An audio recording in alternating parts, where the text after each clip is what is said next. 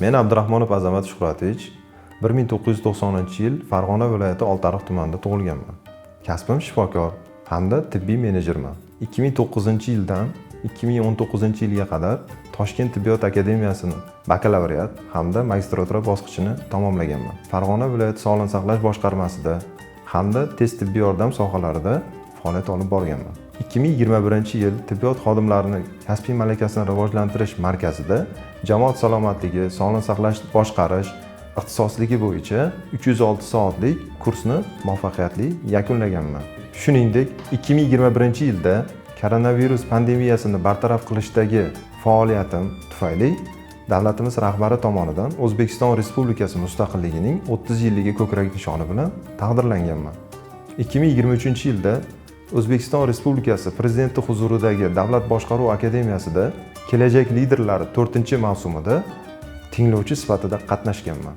2019-yildan 2025-yilga qadar Xalq deputatlari Oltiariq tumani kengashi deputati hamda O'zbekiston Respublikasi Oliy Majlis Senat huzuridagi Yoshlar parlamenti a'zosi, Farg'ona viloyati Kelajak liderlari klubining a'zosi hamda klubning ijtimoiy psixologik yo'nalish bo'yicha koordinatori vazifalarini bajarganman.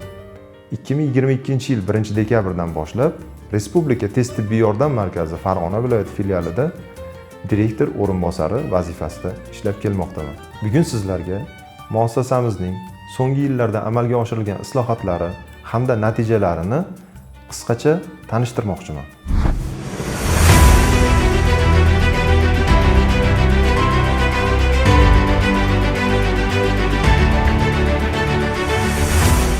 Filialimiz O'zbekiston Respublikasi Prezidentining 2022-yil 16-iyundagi 283-sonli qarori asosida 2022-yil 1-dekabrdan beri faoliyat ko'rsatib kelmoqda.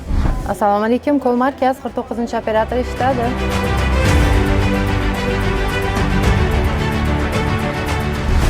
Ushbu qaror asosida tez tibbiy yordam xizmatida yagona boshqaruv tizimi, Kol markazi, avtoparkning yangilanishi, raqamli boshqaruv tizimi joriy etilib, tez tibbiy yordam xizmat samaradorligi oshirildi. Bugungi kunda barcha chaqiruvlar yagona Kol markazi orqali qabul qilinadi. Bu fuqarolardan birlamchi chaqiruvlarni qabul qilish vaqtini 10-15 daqiqadan 1-2 daqiqagacha qisqartirdi.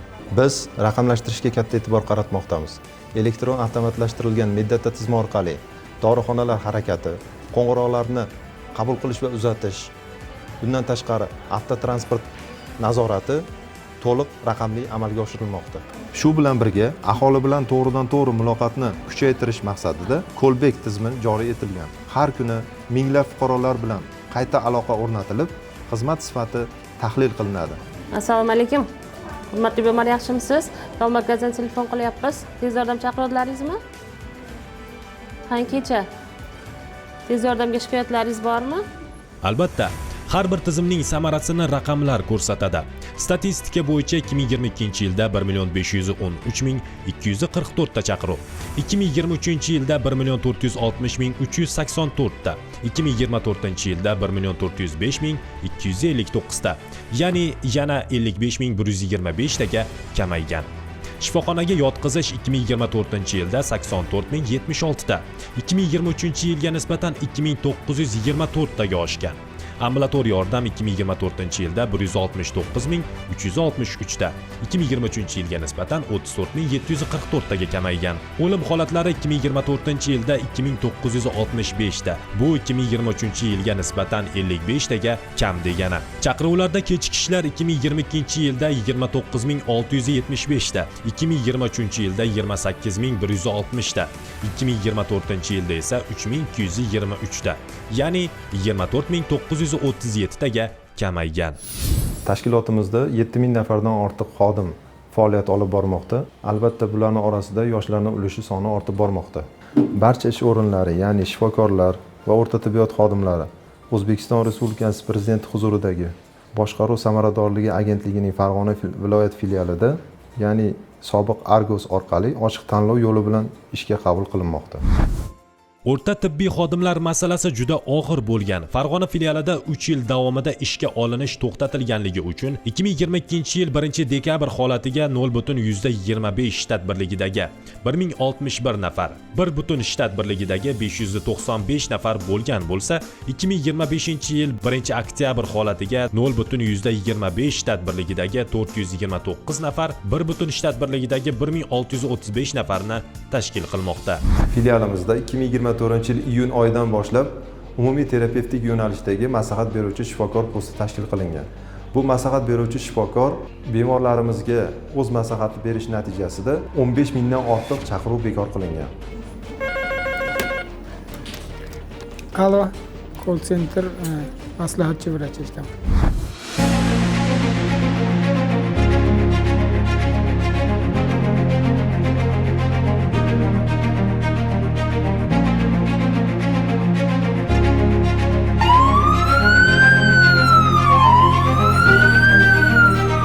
Tashkilotimiz viloyat kardiologiya markazi bilan hamkorlikda EKG telemetriya loyihasini amalga oshirib kelmoqda. Shu orqali bemor holati haqidagi ma'lumotlarni real vaqt rejimida kardiolog mutaxassislarga yetkazilmoqda.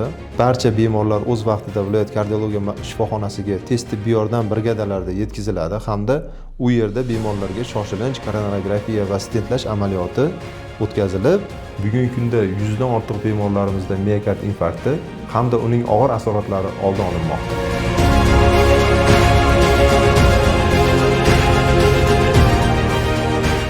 Respublika tez tibbiy yordam markazi Farg'ona viloyati filiali innovatsiya, samaradorlik va inson salomatligi yo'lida xizmat qilmoqda. Biz uchun eng katta mukofot aholining minnatdorligi va ishonchi.